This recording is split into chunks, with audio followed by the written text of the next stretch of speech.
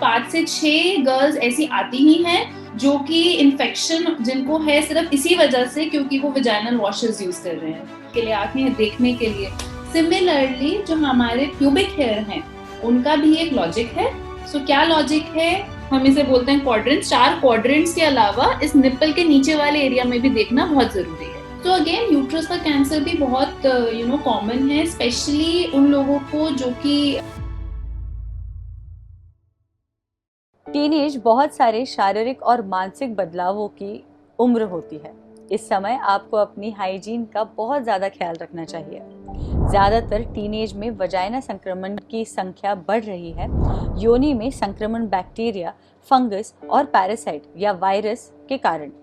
Vaginal hygiene का ज्ञान न होने के कारण ये छोटी समस्या न जाने कब बड़ी बन जाती है। इसीलिए ज़रूरी है कि महिलाएं अपने इंटीमेट एरिया के हाइजीन के बारे में चीज़ें समझें और साथ ही खुल के बात करने लग जाए। इसी का एक प्रयास है आज का ये video, to initiate a conversation about our intimate health. हमारे शरीर को सुरक्षित रखने के लिए जो ज़रूरी हैबिट्स हमें बनानी चाहिए, जो हैबिट्स रोकनी चाहिए और खुद को हेल्दी बनाने के लिए जो लाइफस्टाइल चेंजेस करने हैं, उनके बारे में बात करने आज हमारे साथ मौजूद है doctor Pankila Mittal. Welcome to Josh Talks Asha, Dr. Pankila Mittal. Thank you so much Josh Talks Asha for inviting me to your channel and I'm really proud अगर मैं किसी भी तरीके से हेल्प कर सकूं to all the young generation and all the women out there, क्योंकि बहुत ज़्यादा ज़रूरत है अवेयरनेस की and it is an important topic। India में बहुत सारी चीज़ें लोग ओपनली डिस्कस नहीं कर पाते हैं, तो ये एक अच्छा जरिया है जिसके थ्रू लोगों तक इन्फॉर्मेशन पहुंच पाएगी। Right, exactly. सो मेरे पास बहुत सारे सवाल हैं आपके लिए जो मैं आपको एक एक करके पूछूंगी, है ना। So let's start. A lot of girls feel very awkward about vaginal discharges. जो हमारे शरीर से कुछ फ्लूइड्स निकलते हैं उसके बारे में लड़कियां यूजुअली अपनी सहेलियों के साथ भी खुलकर बात नहीं करती है क्योंकि उन्हें लगता है कि ये कोई टैबू चीज़ है। तो उसके बारे में हमें बताइए, what are the kinds of fluids that leave our bodies. Puberty से पहले ही एक्चुअली में आपकी बॉडी से वेजाइनल डिस्चार्जेस शुरू हो जाते हैं होने and they are perfectly normal. ठीक है, सो यस, हमारी जो बॉडी है उसके अंदर एक ऑर्गन है यूट्रस, फीमेल्स की बॉडी में, जिसको हम बच्चेदानी बोलते हैं हिंदी में। ठीक है, एंड उसका मुंह होता है जिसको बोलते हैं सर्विक्स। इस सर्विक्स के अंदर बहुत सारे ग्लैंड्स होते हैं एंड ये जो ग्लैंड्स हैं, जैसे हमें पसीना आता है चेहरे पे, हमारे चेहरे पे ग्लैंड्स होते हैं, वैसे ही वहां पे ग्लैंड्स रहते हैं। तो उसका नॉर्मल काम है कुछ सिक्रीशंस बनाना सो दैट अंदर की गंदगी बाहर निकल जाए। ठीक है, प्लस उस जगह को मॉइस्ट रखना। सिमिलरली जो नीचे का एरिया है वेजाइना, वहां पे भी कुछ ग्लैंड्स होते हैं जो नॉर्मल सिक्रीशंस करते हैं जिससे कि वहां पे ड्राइनेस नहीं हो और कोई भी इंफेक्शन अगर हो तो नेचुरली क्लीन हो जाए। So vagina is basically a self cleansing organ, कि उसको अलग से सफाई की जरूरत नहीं है, वो अपने आप अपनी सफाई का ध्यान रखता है। And that is why God is great, nature is great, and उस तरीके से उसकी सफाई का ध्यान नेचर ने खुद रखा है। तो डिस्चार्ज होना इज अगेन बहुत ही हेल्दी साइन। अगर आपको वेजाइनल डिस्चार्ज है तो बहुत हेल्दी साइन है। 2, अगर आपका अंडा बन रहा है naturally after puberty, now I am talking about, है ना, आपकी प्यूबर्टी आ गई है, मतलब अब आपकी बॉडी के अंदर एग्स बनने लग, ओव्यूलेशन होने लग गया है, पीरियड्स आने लग गए हैं। तो जिस समय पे किसी भी फीमेल का एग बनता है उस टाइम पे नॉर्मली सिक्रीशंस बाकी समय से थोड़ा सा ज्यादा बढ़ जाता है, which is again absolutely normal, fine. सिर्फ हमें कब चिंता करनी है इस डिस्चार्ज की, एक, अगर उसमें से कोई स्मेल आती है ना, अगर उसमें फाउल स्मेल है then yes it is concerning. Number 2, अगर उसका कलर चेंज हो गया, instead of white it is yellow और ग्रीन, और उसका कंसिस्टेंसी आपको लग रहा है कि सडनली चेंज हो गया, it's not normal for you, तो yes please visit your doctor. Those are the science कि हाँ आपको इन्फेक्शन हो सकता है। Otherwise, it is normal to have your discharge. In fact, it is a healthy sign कि हाँ आपके एग्स बन रहे हैं, आपके हार्मोन्स बिल्कुल बैलेंस में हैं। प्लस आफ्टर मैरिज, है ना, सो जब आप कोई ओरल कॉन्ट्रासेप्टिव पिल्स ले रहे हैं या फिर आप सेक्सुअली एक्टिव हैं, नॉट मैरिड, है ना, सेक्सुअली एक्टिव हैं और आप कॉन्ट्रासेप्टिव पिल्स पर हैं, कॉन्ट्रासेप्टिव पिल्स लेने से भी आपका जो डिस्चार्ज होता है वो थोड़ा सा बढ़ जाता है, जिसमें कोई प्रॉब्लम वाली बात नहीं है, वो बिल्कुल नॉर्मल डिस्चार्ज है एंड आपको कोई कंसर्न होने की उसमें बात नहीं है। ठीक है, सो ये तो मैंने बात करी आपसे वाइट डिस्चार्ज के बारे में. Now second thing is menstrual discharge, जो हमारा ब्लड डिस्चार्ज होता है. अगेन दैट इज नॉर्मल, जो हर महीने आपको होना चाहिए, एंड 24 से 35 डेज के गैप में आपको कभी भी पीरियड होता है तो वो एक अच्छा साइन है आपकी नॉर्मल हेल्थ का. ठीक. एंड नंबर 3, डिलीवरी के बाद जो फ्लूइड निकलता है उसको लोकिया बोला जाता है. सो वो डार्क ब्राउन रेड कलर का होता है इनिशियली फॉर 3 to 4 days. उसके बाद वो अपना रंग बदलता रहता है. पहले वो येलो हो जाता है, फिर वो सफेद हो जाता है. So that is also again normal. ठीक है. सो ये सारे हमारे नॉर्मल चेंजेस हैं जिनको प्लीज हेल्दी समझना चाहिए. बहुत बार बहुत यंग गर्ल्स होती हैं, उन्हें चिंता हो जाती है कि ये डिस्चार्ज हो रहा है, and you know they keep taking over the counter. Chemist के पास गए, डिस्चार्ज की दवाई खा लिया, है ना, कोई अंदर डालने की दवाई ले लिया, जिसकी वजह से जो नेचुरल हमारे बैक्टीरियाज रहते हैं शरीर में उनको भी हानि पहुंचती है, और वहां शुरुआत होती है इन्फेक्शंस की. और एक आजकल नया ट्रेंड चला है ये वेजाइनल वॉशेस का, कि मतलब बहुत सारे ऐसे वॉशेस आते हैं जो कि हमारे प्राइवेट पार्ट्स को क्लीन करने के लिए मार्केट करे जा रहे हैं. वो बिल्कुल भी रिक्वायर्ड नहीं है, उनका कोई पर्पस नहीं है. हमारी बॉडी अपना ध्यान खुद रख सकती है. आपको सिर्फ नॉर्मल अपना जो माइल्ड सोप है एंड नॉर्मल वाटर से अपने जेनिटल एरियाज को एक्सटर्नली क्लीन करना होता है. अंदर से उन्हें किसी भी तरीके की सफाई की जरूरत नहीं है. ये तो पता ही नहीं था हमें, क्योंकि usually the way this products are marketed, तो हमें लगता है कि अच्छा ये नई चीज़ है, मतलब ये तो हमें यूज़ करनी चाहिए, but then apparently it is of no use. या use because they unnecessarily alter जो आपका पीएच होता है वेजाइना का, that is maintained by nature at a very normal level, जहाँ पे कि आपके नेचुरल बैक्टीरिया एंड फंगाई एक बैलेंस में रहते हैं. तो जैसे ही हम ये वॉशेस को यूज करना इस्तेमाल करते हैं तो ये बैलेंस बिगड़ता है और हम इनवाइट करते हैं इन्फेक्शंस को कि कम. आप एक एग्जांपल दे पाएंगे? This is very common thing, बहुत ही कॉमन चीज है. मतलब आए दिन हम, मतलब रोज के क्लिनिक में अगर मैं बात करूं तो 5 से 6 गर्ल्स ऐसी आती ही हैं जो कि इन्फेक्शन जिनको है सिर्फ इसी वजह से क्योंकि वो वेजाइनल वॉशेस यूज कर रहे हैं. एंड अगर उनसे ये क्वेश्चन किया भी जाए तो बहुत टिपिकल हिस्ट्री मिलता है कि हाँ हम ये वॉश यूज करते हैं. तो सबसे पहली चीज मैं यही करती हूँ कि प्लीज आप ये वॉशेस यूज करना बंद करिए. एंड फीडबैक भी यही है पेशेंट्स का कि मैम हमने जैसे ही वॉश बंद किया हमारा तो बिल्कुल ठीक हो गया इन्फेक्शन.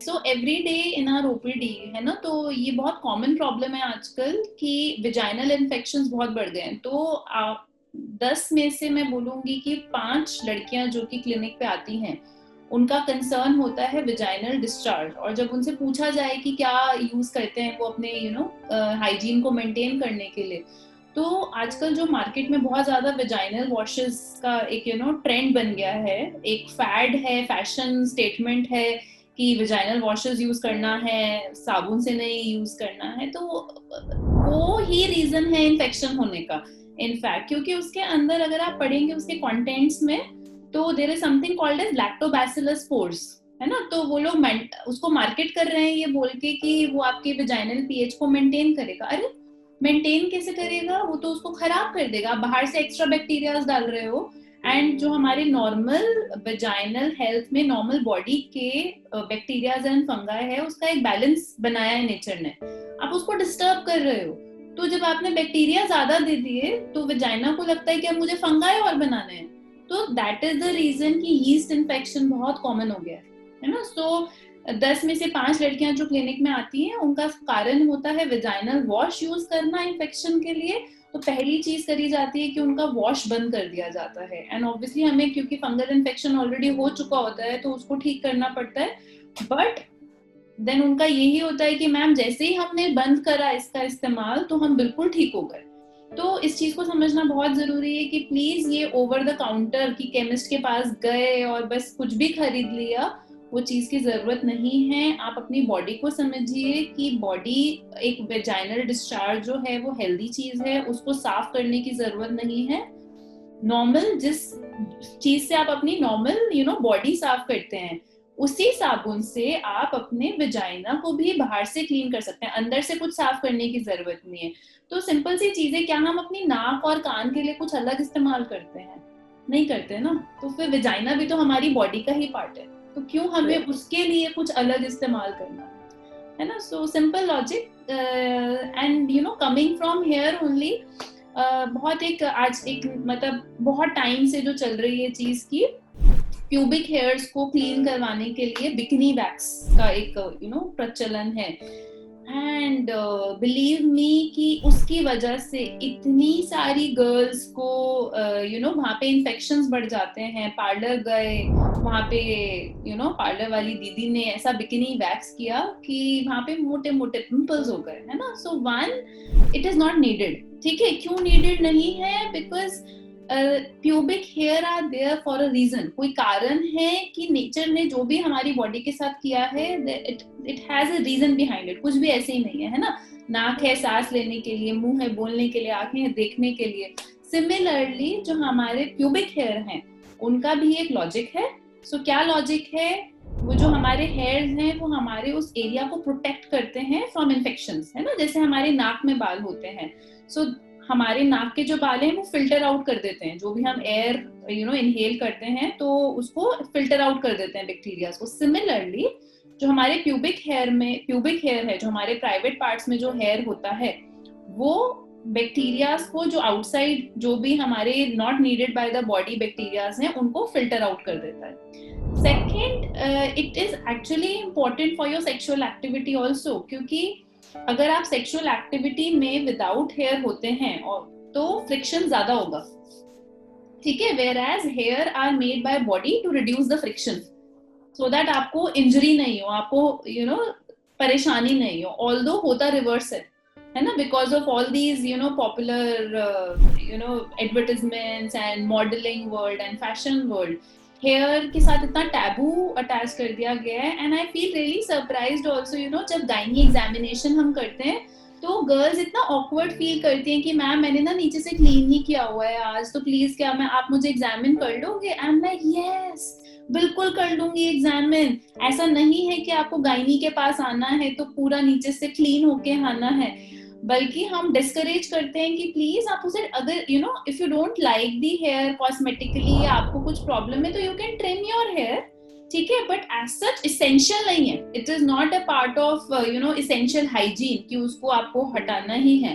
तो ये चीज भी यू नो पॉपुलर नोशंस हैं, पॉपुलर मिथ्स हैं कि हाँ उस एरिया एकदम साफ चकाचक रहना चाहिए, ऐसा कुछ नहीं है। ठीक है, so yes, cleaning is important. So जैसे हम अपने बालों को धोते हैं, अपने चेहरे को धोते हैं, similarly use soap and water, keep the area dry, and but you don't need to you know just get rid of them, ऐसा कुछ नहीं है। आपके हिसाब से what exactly is the reason, the physiological reason behind this? मैं ये बोलना चाहूंगी कि इनफैक्ट पीरियड होना सबसे ज्यादा नेचुरल चीज है।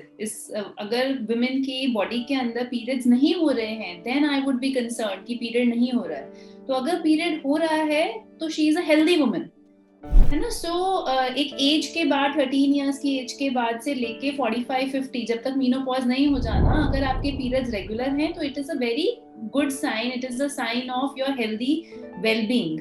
तो ये जो लॉजिक है कहाँ से आया है कि वुमेन का शरीर अपवित्र है, पॉसिबली जो मुझे लगता है कि पुराने जमाने में जब टॉयलेट्स नहीं होते थे लोगों के घर में एंड हाइजीन मेजर्स उतने ज्यादा नहीं थे, तो उस वजह से बहुत ज्यादा टैबूज और सोशल स्टिग्मास इसके साथ अटैच कर दिए गए हैं, जो कि अभी तक चलते आ रहे हैं। लोग बिना लॉजिक के बस कंटिन्यू करते जाते हैं वही चीजें फॉलो करना विदाउट एक्चुअली क्वेश्चनिंग। जबकि अगर आपका अंडा बन रहा है, जो अंडा हर महीने बनता है वो अच्छे हार्मोन्स निकाल रहा है, तो आपकी जो बच्चेदानी के अंदर की झिल्ली होती है, लाइनिंग होती है, वो अच्छे से ग्रो करती है। बॉडी का काम है हमारे शरीर को हर महीने तैयार करना कि अगर प्रेगनेंसी होगी तो वो झिल्ली मोटी होनी चाहिए, और अगर प्रेगनेंसी नहीं होती है तो उसको वो शेड ऑफ कर देता है, वो बॉडी से निकल जाता है। तो बेसिकली वही जो निकलता है वही हमारा पीरियड कहलाता है। तो इसमें अपवित्र या अशुद्ध होने वाला कोई भी ऐसा लॉजिक नहीं है। और अब 21st सेंचुरी के अंदर एटलीस्ट अब हमें इन सब चीजों से आगे बढ़ जाना चाहिए, और ये कि पर्सनल चॉइस होनी चाहिए फीमेल की, because it is her own body. तो इट्स द डिसीजन कि उसको क्या करना है। If she wants to take rest, she should be allowed to take rest, but if she wants to work या अपना काम नॉर्मल तरीके से करना चाहती है तो she should be allowed to do that as well. So kitchen में जाना, बेड पे सोना, टेम्पल में जाना, it should be the choice of the women जिसकी बॉडी के साथ चेंजेस हो रहे हैं। तो क्योंकि हम पीरियड्स के बारे में बात कर रहे हैं, तो उस दौरान हमारे बॉडी की हाइजीन को मेंटेन करने के लिए हमें कौन से नुस्खे या कौन से तरीके अपनाने चाहिए? देखिए, सबसे जरूरी बात यह है कि नहाना बहुत जरूरी है। जैसे कि हर किसी को रोज नहाना चाहिए, बहुत सारे कल्चर्स के अंदर ड्यूरिंग पीरियड्स मना कर दिया जाता है लेडीज को कि अब नहाना नहीं है। In fact it is all the more important कि आपको पीरियड्स हैं तो आपको हाइजीनिकली अपना ध्यान रखना जरूरी है, बिकॉज सी ब्लड जो है it is a very good food for bacterias, है ना। तो अगर आप हाइजीन अपना मेंटेन नहीं करेंगे तो विजाइनल इन्फेक्शन, हमारे जेनिटल्स का इन्फेक्शन होना बहुत कॉमन हो जाएगा। सो नहाना बहुत जरूरी है। Then use of proper hygienic sanitary pads या टैम्पोन्स या मेंस्ट्रुअल कप्स आ गए हैं आजकल। सो समथिंग जो भी आपकी बॉडी को सूट करता है should be used, and then proper change उसको करना 6 से 8 घंटे हर चीज, पैड का एंड देन कप्स का एंड टैम्पोन्स का, सबका अलग अलग तरीका होता है यूज करने का, and depending on your flow आप उसको 6 to 8 आवर्स में चेंज कर सकते हैं। So all these things are very important, and otherwise eating healthy and working out regularly, these are also part of your menstrual health.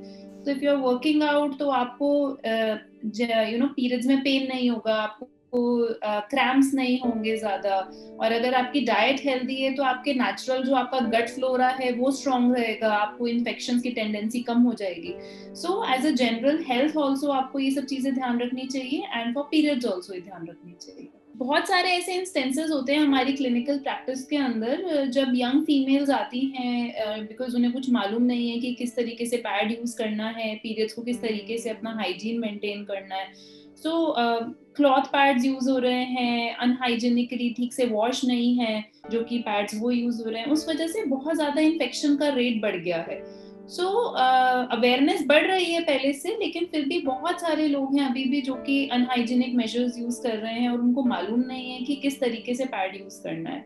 एक सबसे common myth जो है वो है कि डिलीवरी के बाद जो पीरियड निकलता है ना, कि उसको वॉश आउट नहीं करना है, वो बॉडी अपने आप बस जितना वॉश आउट कर रही है ठीक है, लेकिन नहाना नहीं है, जबकि वो बहुत ही गलत है। पोस्ट डिलीवरी आपको उतना ही नहाना जरूरी है जितना कि नॉर्मली आपको नहाना जरूरी है, अदरवाइज बहुत इन्फेक्शन हो जाता है, आपके स्टिचेस खराब हो जाते हैं। अगर आपका सिजेरियन हुआ है तो सिजेरियन के स्टिचेस खराब हो जाते हैं, एंड यहाँ तक कि वो लाइफ थ्रेटनिंग कंडीशन भी हो सकती है। टॉक्सिक शॉक सिंड्रोम अगर आप लोगों ने सुना होगा, तो एक बैक्टीरिया होता है जो कि आपके पूरे शरीर में फैल जाता है। तो इस चीज का बहुत जरूरी है ध्यान रखना कि हम ये इन्फेक्शंस नहीं होने दें और अपना हाइजीन मेंटेन करें। So doctor Pankila, yes definitely आपने जो भी बताया वो काफ़ी यूजफुल तो होगा ही, and we'll keep that in mind moving ahead.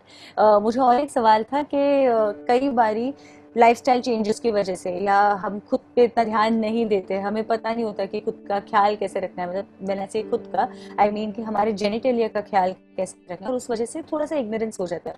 But sometimes वो इग्नोरेंस एक बहुत बुरी बीमारी तक पहुंच सकता है, राइट? तो वर्स्ट केस सिनेरियो क्या हो सकते हैं अगर हम हमारे वजाइनल हेल्थ, हमारी बॉडी हेल्थ को इग्नोर करें?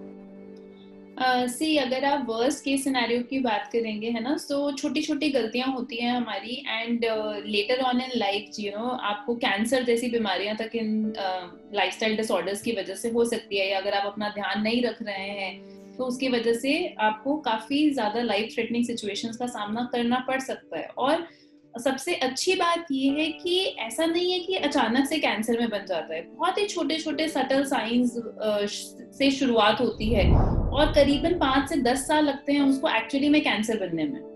तो अगर आप समझदार हैं और अगर आप अपना प्रॉपर ध्यान रख रहे हैं तो आप उन छोटे छोटे साइंस को आइडेंटिफाई कर सकते हैं, अपना चेकअप करा सकते हैं, और बहुत ही छोटी स्टेज पर आप उसका इलाज करा सकते हैं, जबकि वो एक्चुअली में कैंसर में कन्वर्ट नहीं हुआ है। ठीक है। सो अगर मैं ऑर्गन वाइज कवर करूं तो इंडिया में सबसे कॉमन वुमेन का कैंसर है सर्वाइकल कैंसर, ठीक है। दैट इज यूट्रस के माउथ को सर्विक्स बोला जाता है, उसको सर्वाइकल कैंसर कहते हैं। लेकिन क्योंकि एरिया ऐसा है कि लोग इसके बारे में बात नहीं करना चाहते, एंड लोगों को पता ही नहीं है कि सर्विक्स का कैंसर भी कोई चीज होती है ना। मतलब बहुत ही पढ़े लिखे लोग भी हमारे पास जब क्लिनिक में आते हैं कंप्लीटली क्लूलेस कि ऐसी कोई चीज है सर्विक्स नाम की, ऐसा कोई कैंसर है सर्वाइकल कैंसर नाम का। अच्छी बात ये है कि अब इसका वैक्सीन आ चुका है, एंड वो वैक्सीन जो है 9 to 11 ईयर्स की एज से आप लगवा सकते हैं फीमेल्स को, बिकॉज सेक्सुअल एक्टिविटी अब जल्दी शुरुआत हो गई है ना। सो 9 to 11 ईयर्स एक्चुअली में आइडियल एज है इस वैक्सीनेशन की। अगर आप 18 साल से कम की उम्र में हैं तो आपको 2 डोजेस लगेंगी, अगर आप 18 साल से ऊपर हैं तो आपको 3 डोजेस लगेंगी। इसका फायदा सबसे ज्यादा तब है अगर आप अपनी सेक्सुअल एक्टिविटी स्टार्ट होने से पहले लगवा लें, बट अगर आप बाद में भी लगवाते हैं तो कुछ फायदा तो मिलेगा। वैक्सीन लगवाने के बाद भी लेकिन ऐसा नहीं है कि जिस तरीके से कोरोना वायरस का वैक्सीन है उसका मतलब ये नहीं है कि आपने वैक्सीन लगवा लिया तो आपको कोविड हो नहीं सकता, आपको फिर भी हो सकता है कोविड। सिमिलरली सर्वाइकल कैंसर का वैक्सीन अगर आपने लगवा लिया है तो अलग अलग स्ट्रेन होते हैं वायरस के जो कि फिर भी आपको इन्फेक्ट कर सकते हैं। तो स्टिल आपको स्क्रीनिंग कराना जरूरी है ना। सो स्क्रीनिंग क्या होता है कि आप छोटे छोटे लक्षण पकड़ना कि आपको क्या बाद में जाके कैंसर बनने वाला है। तो 10 साल पहले अगर आपको पता चल जाए कि हाँ मुझे कैंसर होने वाला है तो कितना अच्छा हो जाएगा, है ना। सो एक सिंपल सा टेस्ट है पैप्समियर का टेस्ट, जो कि एक छोटे से ब्रश से किया जाता है। आपको 3 से लेके 5 साल में एक बार वो टेस्ट कराना है, तो क्यों ना वो सब लोग करवाएं।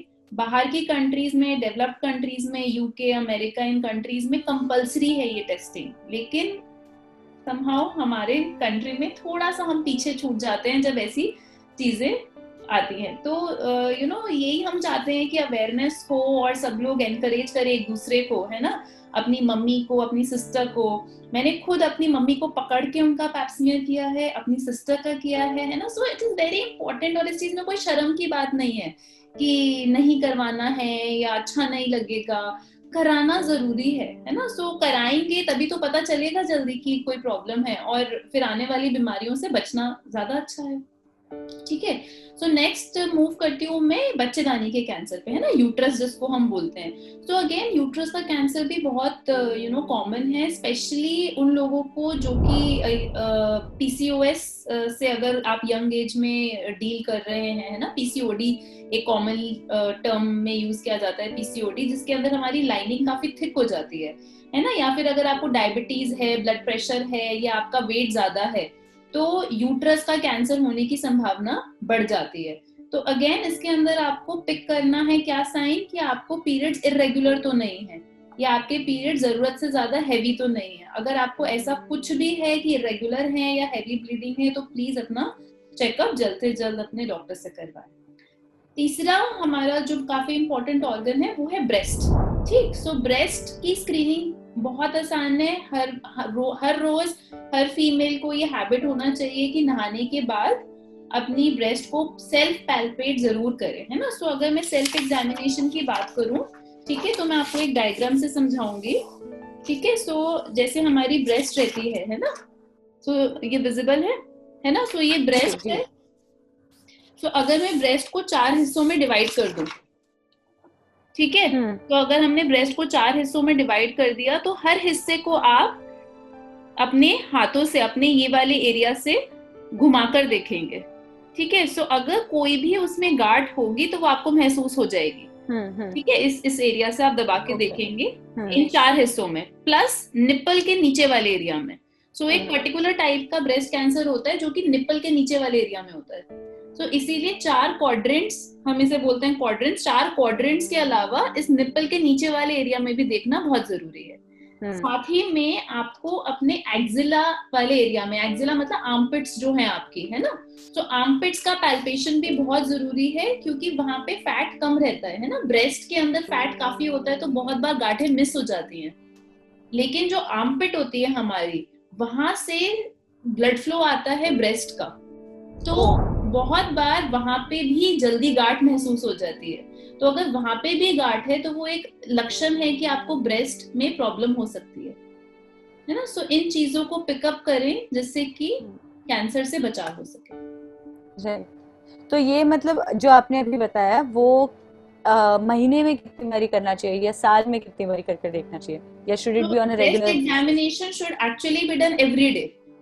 ओ, okay. Yes. So it should be a part of your habit कि नहाने के बाद पैल्पेट करके देखना ही है. But I know practically possible नहीं हो पाता है ना. लेकिन जब ये हैबिट में होगा तभी हम ठीक तरीके से उसको हमें पता चलेगा कि चेंज हुआ है ना. अगर हम डेली नहीं कर रहे हैं, हमने 6 महीने में एक बार किया, तो हमें समझ ही नहीं आएगा कि बदलाव क्या है. राइट. है ना. पिक करना ये जरूरी है कि बदलाव क्या आया है ना. अगर हम पैल्पेट नहीं करेंगे तो हमें नॉर्मल हमारा ब्रेस्ट का फील कैसा है और एबनॉर्मल फील कैसा है वो पिक करना मुश्किल हो जाएगा. है ना. एक बहुत ही इंटेलिजेंट पेशेंट आई थी मेरे पास जो कि थी 45-50 इयर्स के थे, but she was doing it on a regular basis. तो उन्होंने बहुत ही छोटा 1 सेंटीमीटर का लंप उन्होंने इतना जल्दी डिटेक्ट कर लिया कि मतलब हम लोग बहुत हैरान थे और खुश थे कि उन्होंने बहुत ही अर्ली स्टेज पर आइडेंटिफाई कर लिया और बहुत ही छोटे से एक इंसिजन से उनका वो लंप निकालकर उनका कैंसर का ट्रीटमेंट हो गया. वेयर एज अगर वो नहीं करती तो इतना छोटा लंप नहीं पता चलता. right. और बहुत लेटर ऑन इन लाइफ पता चलता जब तक चीजें बिगड़ जाती. Right. So precaution is better than cure. Absolutely. Anytime prevention is better. And अगर आप डेली बेसिस पे करेंगे तभी आप प्रॉपर तरीके से समझ पाएंगे अपने शरीर को. अदरवाइज हमें नहीं समझ में आएगा कि नॉर्मल क्या है और एबनॉर्मल क्या है. राइट. मुझे एक जाते जाते बस पूछना था कि कौन से ऐसे हैबिट्स है जो अपार्ट फ्रॉम दिस जो हमें हमारे डेली लाइफ में इनकलकेट करनी चाहिए so that we can take care of our health in a better way. तो सबसे जरूरी जो मैं डे नाइट इवनिंग मतलब मुझे लगता है कि मुझे अपने ओपीडी के अंदर मतलब out of whatever time I spend 80% of the times I am giving the same lecture कि please start eating healthy, please avoid junk food, है ना, and exercise every day. Because हमारी चाहे नॉर्मल जनरल हेल्थ हो चाहे हमारी gynaec health हो, it is very important कि हम हेल्दी खाना खाएं. हेल्दी का मतलब ये नहीं है कि घास फूस खाना है, ठीक है. You can eat really good food, tasty food in a healthy way. So home cooked food होना चाहिए, है ना, विद कार्ब्स हमारे बहुत ज्यादा नहीं हो. थोड़ा हमारा इंडियन मील्स में कार्ब्स कॉन्सेंट्रेशन बहुत ज्यादा रहता है. So have a balanced diet.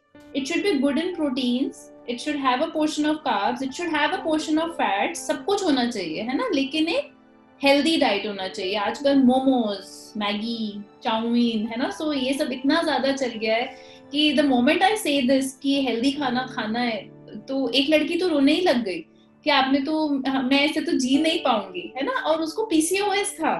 So PCOS की प्रॉब्लम बहुत कॉमन हो गई है. मतलब 80% ऑफ द गर्ल्स दिल्ली के अंदर तो एटलीस्ट जो रहती है उनको पीसीओएस है ना. और पीसीओएस कोई बीमारी नहीं है, it is a urban lifestyle disorder, है ना. तो सिर्फ वो हमारा खुद का क्रिएटेड जाल है जिसमें हम फंसते जा रहे हैं, है ना. सो उससे निकलना भी हमें खुद ही पड़ेगा. और हेल्दी खाना कोई रोने की बात नहीं है. हेल्दी खाना एक्चुअली में जरूरी है. तो बचपन से ही ये चीज इनकलकेट करनी चाहिए, चाहे बॉयज हो चाहे गर्ल्स हो, कि प्लीज हेल्दी खाना खाइए. And once in a while it's okay to cheat, have a cheat day, but not on a regular basis. When you interact with this young people, so it is very surprising ki chips and cake, these are part of daily food. तो biscuits हो गए, pack foods हो गए जिनमें इतना preservatives है, processed food है, ये सब बिल्कुल कट डाउन, है ना. And you will have to make a conscious effort to do it. अपने आप नहीं होगा. जिस तरीके से चीजें चल रही हैं अपने आप नहीं होगा. And secondly exercise. So exercise जो है वो आपको अभी यंग एज वाले, आपके जैसे पीरियड्स इरेगुलर हैं, अगर आप रेगुलर बेसिस पे एक्सरसाइज करते हैं आपके पीरियड्स रेगुलर हो जाएंगे, आपकी विजाइनल हेल्थ अच्छी रहेगी, ठीक है. नंबर 3, आपके फर्टिलिटी में कोई प्रॉब्लम नहीं होगा. If somebody is trying to conceive उसमें कोई इशू नहीं होगा. देन प्रेगनेंसी स्मूथ जाएगी. प्रेगनेंसी में आपका एक्स्ट्रा वेट पुट ऑन नहीं होगा, कोई कॉम्प्लिकेशन नहीं होगी. Post delivery you will be back to normal, आपको कोई बैक एक नहीं होगा. लेटर ऑन इन लाइफ आपको कैंसर जैसी प्रॉब्लम के साथ डील नहीं करना पड़ेगा. So if you maintain a healthy lifestyle you will not need us, है ना. So we want that you don't need us, है ना, and you remain, all of you remain healthy and you just come to us for preventive things, है ना. So सब लोग ठीक रहेंगे तो we'll be more than happy. So this is the take home message, that eat healthy and exercise a lot so that ये सब problems नहीं आए. Thank you, thanks a lot doctor Pankila. आपने बहुत ही लेमैन लैंग्वेज में हमें समझा दिया है कैसे हमें हमारे हेल्थ की बेटर तरीके से ख्याल रखना चाहिए. And we definitely will be taking your advice और will be inculcating these habits in our daily life. Thanks a lot for giving us your time. Josh Talks Aasha पे आने के लिए धन्यवाद. Thank you so much. आपको कुछ कहना है? यस. नहीं, thank you so much. I'm really happy to be on this platform where I get this opportunity to send my message across to so many women. जितने ज्यादा लोग सुनेंगे इस बात को और जितना मैसेज ये स्प्रेड होगा, उतना हमारी एज अ होल कम्युनिटी के लिए, हमारी कंट्री के लिए, हमारी सारी वुमेन के लिए अच्छा है. And specially I want to encourage everybody to get pap smear done regularly, है ना. It is my sincere advice, क्योंकि बहुत सिंपल सा टेस्ट होता है ये. It hardly takes 5 to 10 seconds and it saves you from a cancer, है ना. सो ये बहुत जरूरी है. Yes. So the biggest takeaway from this discussion is कि prevention is better than cure. Absolutely. Yes. Absolutely. 100%. Health का ख्याल रखना है, हमारे खाने का ख्याल रखना है, और ऐसी जो छोटी छोटी टेस्ट है जो बहुत लॉन्ग टर्म में हमें मदद कर सकती है, वो सारी टेस्ट करवानी है. Right. Thanks a lot ma'am. Thank you so much. Yes.